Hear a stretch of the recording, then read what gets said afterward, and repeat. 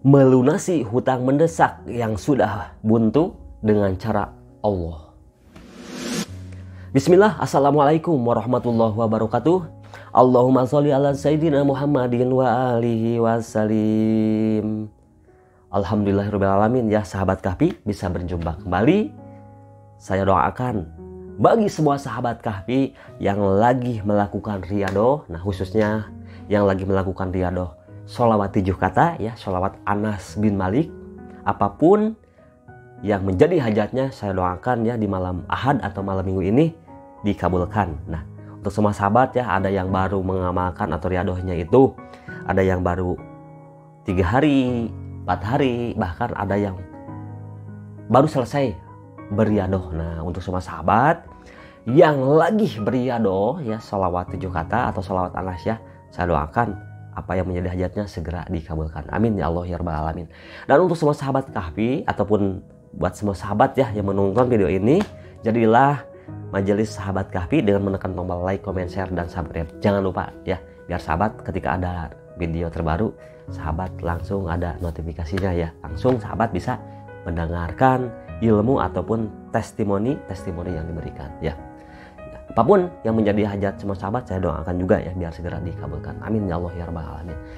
Dan untuk semua sahabat Kahfi yang mau testimoni atau mau silaturahmi, bisa menghubungi di nomor telepon 082240715530. Langsung ke tema pembahasan ya sahabat.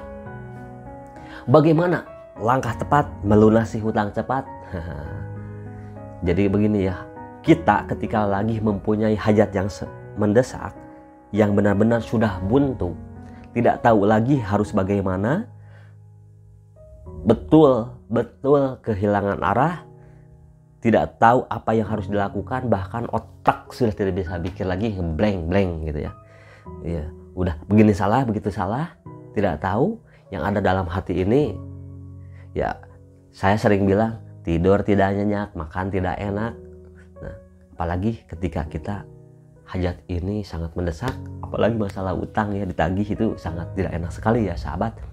Bikin siang malam tidak karuan karena senantiasa ditagih gitu ya. Nah, maka dari itu ya sahabat, simak tonton dari awal sampai akhir. Melunasi hutang mendesak sudah buntu nih gitu. Dengan cara Allah, apa yang harus dilakukan?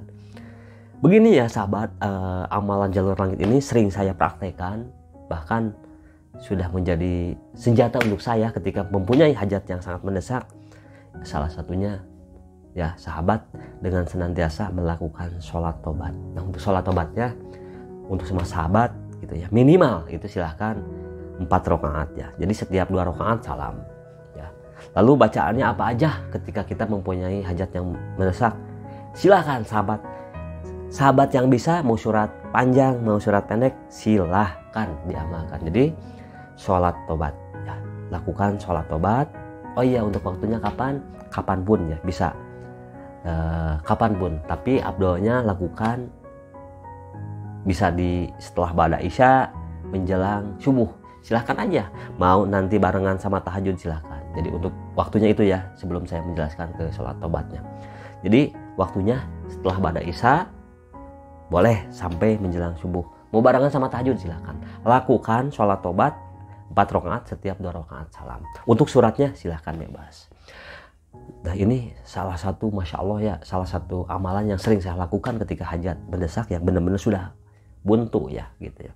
Nah, nanti ya akan saya berikan keajaiban-keajaiban yang sudah saya dapatkan ya. Ini saya dapatkan setelah mengamalkan ya, ketika kita mempunyai yang mendesak gitu ya.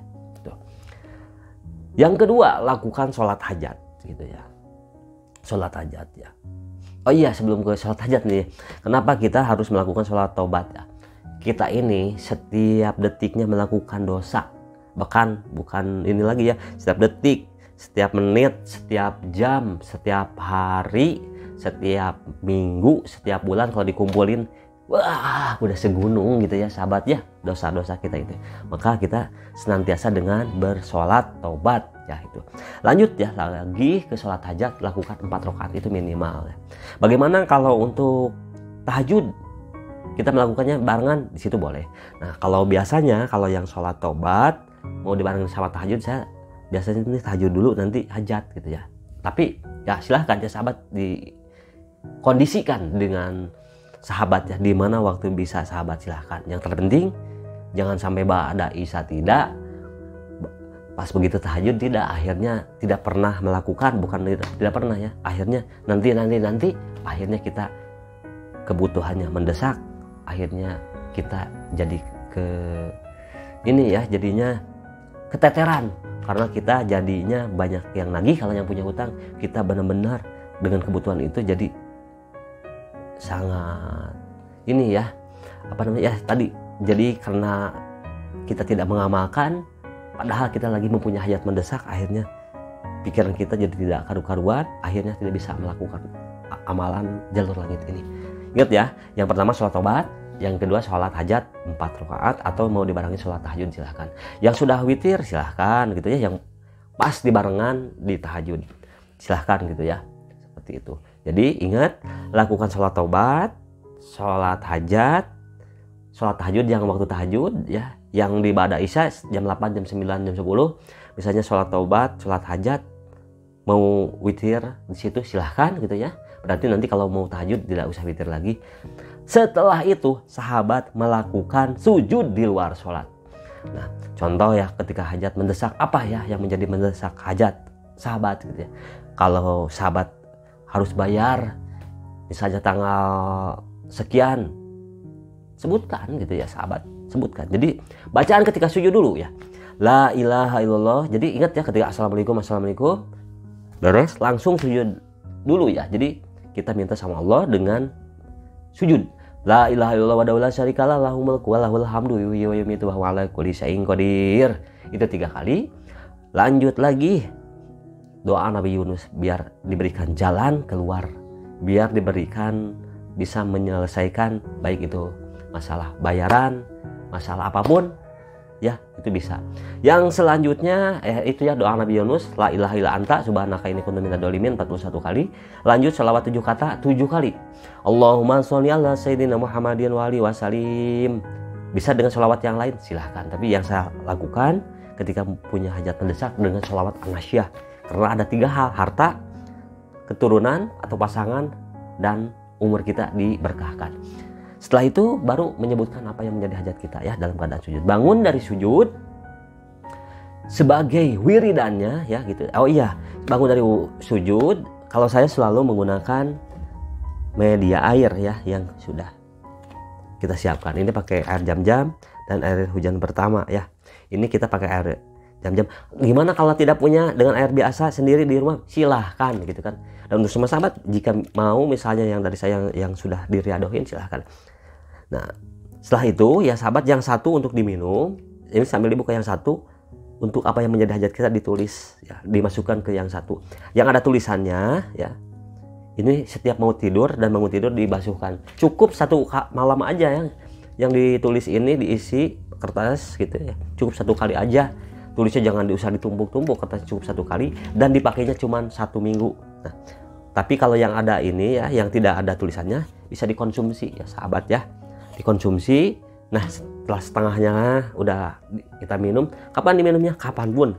Setengahnya tambah lagi, setengahnya tambah lagi, dibiarkan seperti itu ya. Saya izin dulu minum ya sahabat. Bismillahirrahmanirrahim.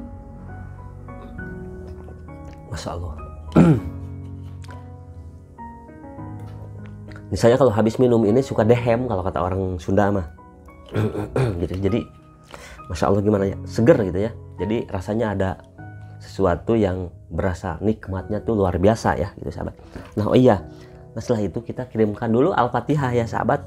Al-Fatihah kepada baginda Nabi dan sahabat Anas bin Malik 7 kali langsung Al-Fatihah gitu. Saya kirimkan Al-Fatihah kepada baginda Nabi ya, dan sahabat Anas bin Malik Al-Fatihah 7 kali langsung. Nah setelah itu baru kita mendawamkan atau mengamalkan sholawat 7 kata.